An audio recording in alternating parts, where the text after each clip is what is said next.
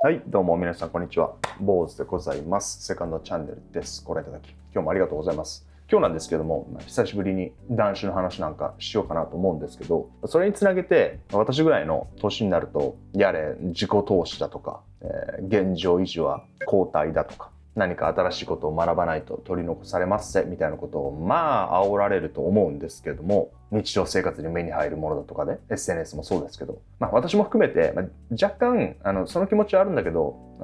うるせえよと分かってるよ分かってるけどちょっと何していいか分かんないしとか、ちょっと余裕ないしとかいう方たちも、私も含めていらっしゃると思うんですけども、なんかその時に断酒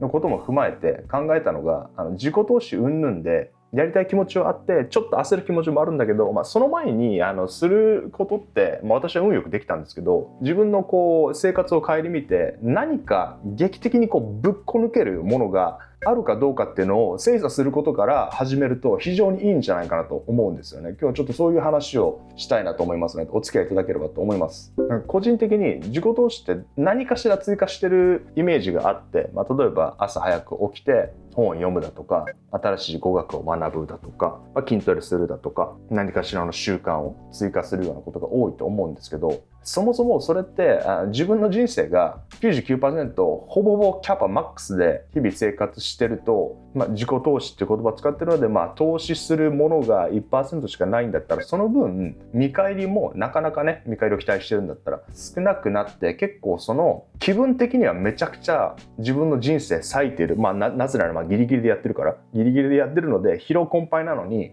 全然見返りがないだとか、日々の成長も非常にゆっくりで少しずつ成長することは大事なんですけれども、自分的にはもう少し見返りがあっていいんじゃないかぐらいの疲労困憊なのに、あんまりそれが見られないだとか、でも時間だけは平等に過ぎていくみたいな。他の人たちはどんだけリソース割いてるか知らないですけど、2週間でこういう成果がありました、1ヶ月3ヶ月半年でどんどん SNS で煽ってくるわけじゃないですか。目に入ってくるので、自分が新しいことを始めると、情報収集も兼ねて他の人がどうやってるかっていうのを見て、で SNS っていう上積みで、しかも本当にベストオブザベストしか出さないようなところを見ちゃって、ちょっと自己嫌悪に陥ったりだとか、そもそも日々の生活での余白とか余裕がないと、キャパいっぱいで自己投資みたいな追加するようなことを始めてしまうと、やってる気分と実際にやってる量と実際に得られるリターンっていうのが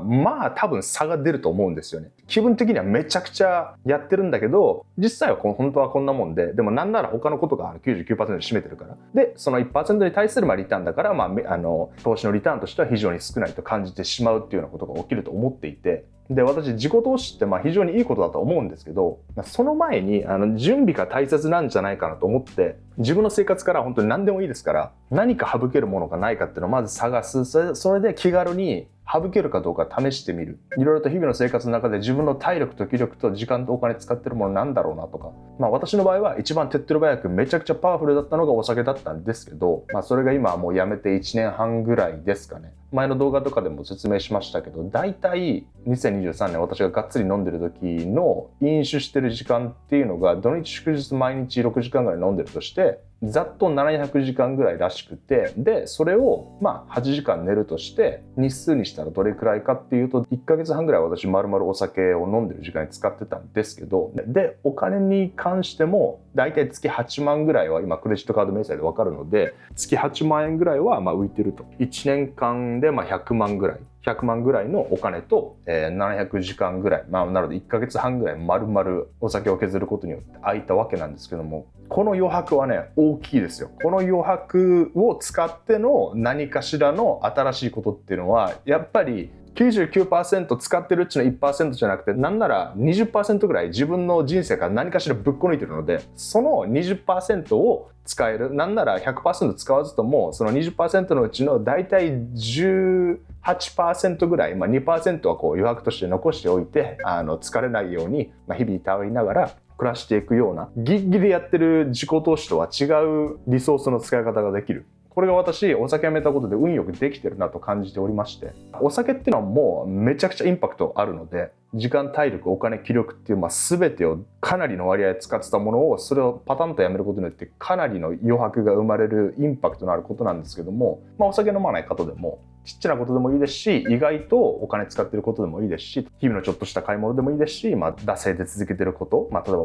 もうええやろと思ってるけど、なんとなく付き合いで続けている、習い事でも何でもいいんですけど、推し活とかでもいいですけど、まずそっちのぶっこ抜きをやってからの自己投資の方がいいと思うんですよね。で、さらに余裕がない時とか余白がない時、カツカツ、キッツキツ、パンパンの時に見つかる自己投資先とかって余白がある状態で見つかる自己投資とちょっと違うんじゃないかとも思ってて、ちょっとスピりますけど、見つけるものより見つかったものを大事にした方がいいんじゃないかと。これ私のはるか昔に気になった一文をメモってたノートがあるんですけど、その中にあった、私が考えたのかそれともどっかから拾ってきたのか分かんないですけど、見つけたものより見つかったものを大事にしたいみたいなことを書いてて、今多分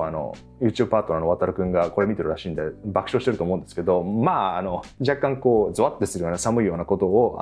メモ帳に書いてて、それがなんか心に残っておりまして、自分で能動的に見つけるものより見つかるものも等しく大事、なんならそっちの方が大事なのではないかと。でも見つかるものっていうのはなんか余白があった状態でやっとちょっと俯瞰してみて、こういうのあるかもっていう、そういう見つかるものがあるような気がしていて、でも日々の生活に忙しくて余裕がない状態だと、そういうちょっと一息して自分のもしかしたら興味のあるようなことを発見しても、それが感じられる余裕がなかったらなかなか気づけないことだと思うので、自己投資だとか日々成長だとか日々成長させるものを見つけるだとか新しいスキルを学ぶだとかっていうのはすごく私はいいことだと思うんですけども、それをやって余計に疲れちゃうだとか、それが本当にいいものだとしても続かないだとかっていうのは、自分の中でいかに余白を作れた状態でそれにトライできたかっていうのは結構大事になってくるような気がしていて、なんならその状態で余裕ができたから何かやってみようっていう必要すらもしかしたらないかもしれないなと思っていて、今までパツパツでやってて、日々は充実してたけど、これちょっといらんかもと思って削ってみたら意外とそれが良くて、余白のある状態、なんなら80% ぐらいとかの状態でこの 20% を余白として持っていく人生が自分にははちゃめちゃに合ってる可能性もあると思ってて、この余白の状態があることによって私は体力気力、時間お金も余裕があって、その余剰はのんびり過ごすっていう選択肢も全然ありだと思ってて、例えば何かしら見直して、この支出を見直しました、この時間を使っていることを見直しました、それが削られて、でその分、時間とか体力とか、もしくはそれに使うお金だとかを今まで残業とかして、もしくは何かしら別のことで無理して切り詰めて捻出してたものを、その必要がなくなって結果的にその分体調が良くなったとか、精神面でも肉体面でも 80% ぐらいで人生を送ってた方が私にはぴったりっていう気づきもあるかもしれないですし、そうじゃなくても余白が生まれた分のんびり過ごしてる中で見えてきたものって結構気軽にフットワーク軽くポンポンポンポン試せると思うので、余剰分で動いてるので、20% だったらこっちじゃあ 7% 使って 7% 使って他6% 使ってみようとか、いろいろ分配もできると思いますし、ちょっとでも興味惹かれたらポポンとやっていけるようなやっぱ余白があると、もっと軽やかに試せると言いますか、私の前の動画でも言いましたけど、この年になるともうどんだけ軽く何かしらをやることが大事になってくるんじゃないかとっていうのも話したんですけど、何かしら興味があっても、これ私興味あるかもと思ってこれは自分の生活に組み込みたいと思ってても、余裕がないともうそんなパツパツだともう疲れるんで、余白がない分動きも遅くなるし、気分的にはやってる気分になるけど、リターンが得られないしっていうので、川をボートで進んでて新しいモーターがあるけど、そもそもその船体が重すぎて全然新しいモーターつけても方向転換もできないし、スピードも全然上がらないみたいな。一回荷物見直して、そもそもいらんなと思ったらちょっと置いといて、で軽くして、そしたら最新のモーターでも何でもいいですし、なんならちょっとしたええ感じの舵を取るようなものを追加することで、このよどみから脱出するといいますか、そういうイメージでやってってもいいんじゃないかと思ってて、もしくはもう軽くした状態でのんびり通常のモーターで無理せず、お金も使わず時間もそのままでのんびりとこの人生っていう川をどんぶらこどんぶらこと行くっていうのも削らないとわからないと思うので、削って初めて、この生活のバランスは非常にいいっていうのは発見できる可能性もあるので、それでのんびりやってて余裕ができたら気軽に何か試せばいいし、でそれがお酒をやめて今もう本当に実感してるのが、なんかこうやらなきゃって思う非常に煽られるこの現代社会で焦る気持ちも分かるんですけども、一回その準備運動としてもう本当に軽い気持ちでもいいので、何が準備になるか分からないから、とりあえず削れるものは削ってみてどうなんっていうのを、なんかこうそのうちやりたいことは見つかるので、人間って何かしらすることをこう見つけるような生き物だと思うので、そうしないと多分退屈で死んじゃうので、見つかることは見つかるから、その前の準備を、意外と能動的に削るっていう機会を作ると非常にいいと思いますね。そういうのも気軽に削る、気軽に何でも試してみる、あと気軽に何でも削る、誰も何も言わないので、そんなに他人は自分のこと気にしてないし、それを発信する意味もないし、いいとこ見せようとしなくてもいいし、なんかこう追加するとね、多分私はこういうの始めましたって自慢したくなると思うんですけど、削ることもちょっと自慢したい気持ちも分かるんですけど、私がいろいろとこう物を整理してる時にこう、今日はこれを整理しました、もう何にもない部屋ですだみたいな感じで、それも楽しみの一つとして撮っててもいいんですけども、そこまで考えずに気軽に試す、気軽に削るっていうのをわりかしデフォルトにすると、さらに人生軽やかに過ごせて、かつ自己投資もうまくいく可能性が高いんじゃないかと私思いますね。私の場合はそれがたまたまお酒でしたけど、めっちゃインパクトあるので、かなりの荒療治で人生の上で削るものとしてはトップ3に入るぐらいのものだと思うんですけど、パッと思いつくのはお酒かポルノか、そんなに私は推し活とかもしないので、メルカリでずっと服を見てる時間っていうのもなかなかの時間になるっちゃなるので、あとソーシャルメディアに使ってる時間っていうのもどえらいことになると思うので、気軽にできるかどうかは分かんないけど、とりあえず削ってみるっていうのは非常にいいことだと思いますね。とりあえず試してみる。でそれで意外と生まれた余白っていうのは、それを余白として楽しむのもよしで、その余白を使って